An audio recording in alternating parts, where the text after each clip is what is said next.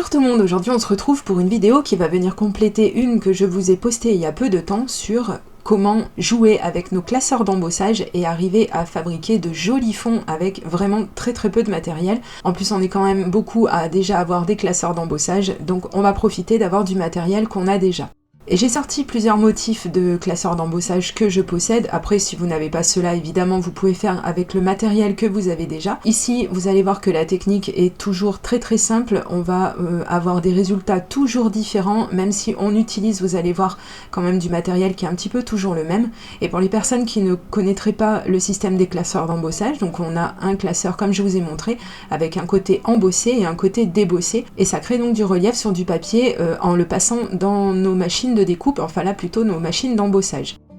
Je vais utiliser pour mes techniques du papier aquarelle parce que je vais utiliser de l'eau avec, mais ça peut fonctionner également si vous utilisez des papiers traditionnels, à savoir que évidemment ils vont être un petit peu plus fragilisés parce que ce ne sont pas des papiers qui sont vraiment conçus pour recevoir de l'eau, voire pas mal d'eau quand même. Je commence à humidifier mes papiers un petit peu en amont pour que l'eau s'immisce vraiment bien dans le papier et vous verrez que quand même ça a tendance à changer un petit peu le résultat que vous pouvez obtenir quand vous utilisez les classeurs d'embossage. Donc c'est parti, je vais utiliser un des premiers classeurs que j'avais sorti et je prends bien soin d'humidifier mes papiers bien en avance, comme ça et bien en fait ça va permettre d'obtenir des résultats qui gondoleront un petit peu moins. Donc on passe de l'eau dessus, de la brume d'eau si possible comme vous m'avez vu le faire juste avant et comme ça donc vous laissez sécher un tout petit peu votre papier et donc vous verrez que vous aurez des résultats à la fin qui seront vraiment beaucoup moins gondolés. Pour la technique que je vais vous montrer, je vais utiliser des encres aquarelles et comme vous voyez je me suis un petit peu loupée et je me suis dit je vais enlever en fait l'excès d'encre que j'ai mise et puis finalement je me suis dit mais pourquoi ne pas essayer carrément de garder en fait cette espèce de raté entre guillemets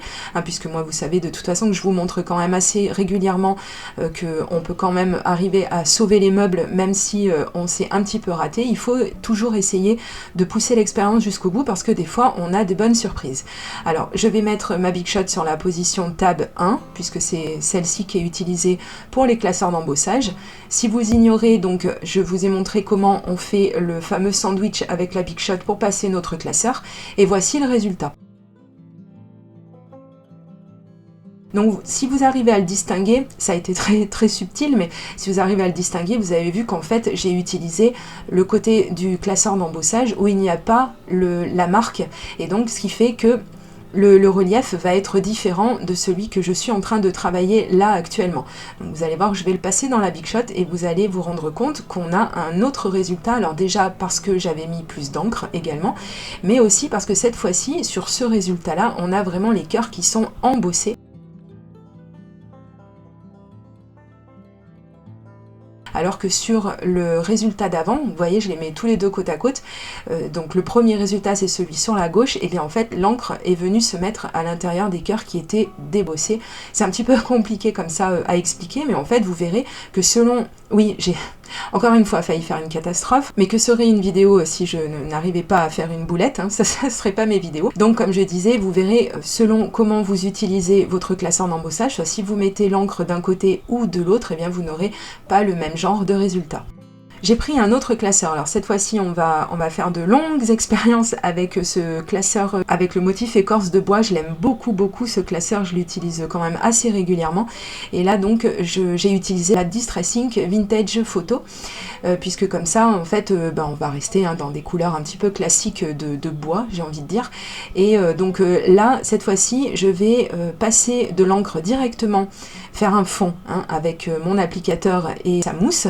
et je passerai en fait maintenant le papier qui est déjà colorisé, sur celui sur lequel j'ai déjà posé de l'encre avec mon applicateur. Je vais le placer dans le classeur d'embossage et comme ça on aura un résultat encore différent.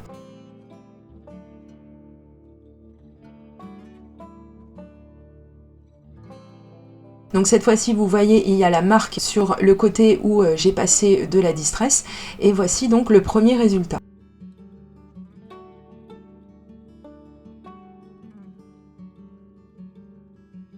Alors c'est pas encore très joli parce que évidemment il faut retailler, hein. J'ai pas pris garde de couper mes papiers exactement aux bonnes dimensions des classeurs, mais je le ferai par la suite, c'est pas un souci. Donc je vous montre déjà le premier résultat.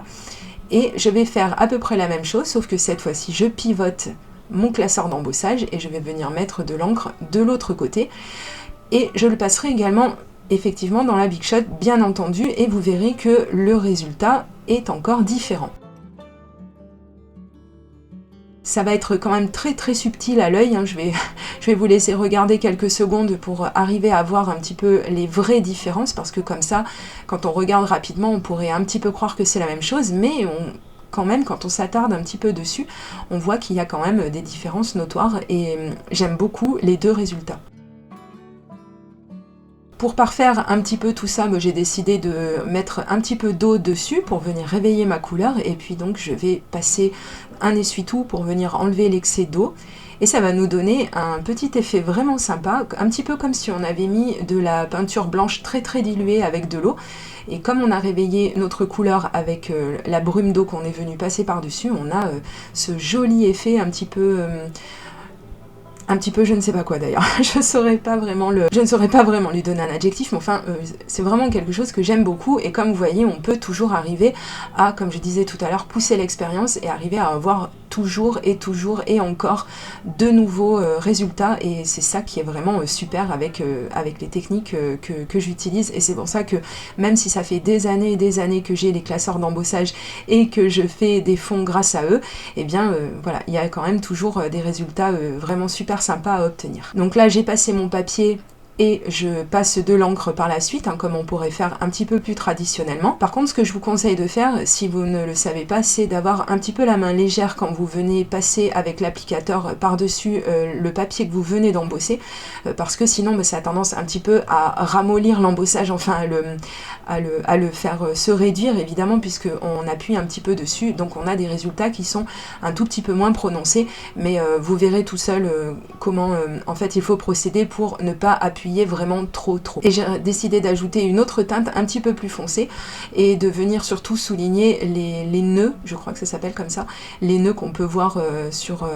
ce classeur d'embossage, et je trouve ça vraiment chouette. Par contre, voilà, comme je vais le faire remarquer dans la vidéo, je vous conseille, si vous avez à retailler votre papier, de le faire avant d'avoir fini de travailler avec vos encres, parce que si j'arrive à vous le montrer à la caméra, si vous coupez votre papier après avoir terminé le travail des encres, vous allez vous retrouver avec la tranche du papier, et ici en l'occurrence c'est un papier aquarelle, donc un papier épais, et donc ce sera un papier en fait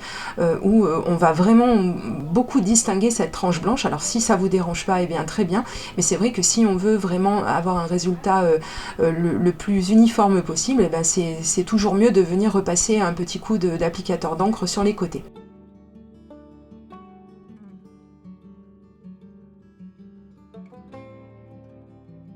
Je vais changer de classeur d'embossage, hein, parce que sinon on allait un petit peu se lasser, et puis je vais changer également de média avec lequel je vais l'utiliser. Alors par contre je suis toujours sur du papier aquarelle, puisque je vais toujours utiliser de l'eau. Je vais travailler le côté où il y a la marque du classeur d'embossage, donc c'est-à-dire que je vais embosser mon papier et pas le débosser, et pour ce faire j'ai décidé d'utiliser ces aquarelles que j'ai reçues il y a très peu de temps avec la marque Stationery Pal. Comme ça je peux vous montrer un petit peu qu'elles sont mais vraiment magnifiques. Alors elles avaient déjà l'air très belles dans leur packaging, mais alors à utiliser c'est vraiment du bonheur, parce que ce sont des aquarelles qui sont vraiment très puissantes. C'est une très bonne marque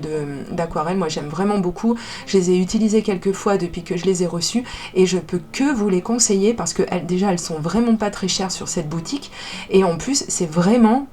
du matériel de compétition. Donc j'ai passé de l'aquarelle sur le côté dont je vous ai parlé, le côté avec la marque, et je l'ai passé dans la Big Shot sans vraiment mettre d'eau, voilà, pour avoir un résultat un petit peu sec, on va dire, je sais pas si on peut vraiment appeler ça comme ça, mais c'est le seul adjectif qui me vient un petit peu en tête pour vous décrire. Et ensuite j'ai décidé de venir un petit peu intensifier le bas ou le côté, hein, tout dépend de comment j'utiliserai ce fond, mais donc j'ai décidé de remettre encore de l'aquarelle et de venir le travailler toujours avec de l'eau, comme je vous le montre à l'écran. Et après là, c'est selon votre sensibilité, selon votre créativité. Si vous voulez un résultat qui soit plus ou moins prononcé, eh bien on vient soit rajouter de la peinture, soit on vient rajouter de l'eau et puis après on travaille un petit peu tout ça, on enlève un petit peu d'eau aussi si on a besoin avec un essuie-tout ou tout simplement pour aider le papier à sécher un petit peu plus rapidement. Et alors, mais c'est d'une beauté, mais vraiment c'est là où on se rend compte qu'en fait ça a vraiment l'air d'être de très bonnes aquarelles parce qu'on a des résultats qui sont vraiment hyper visibles déjà pour commencer et ça brille vraiment de mille feux. Et alors avec ce classeur d'embossage sur le motif soleil, bah alors ça pouvait pas mieux tomber.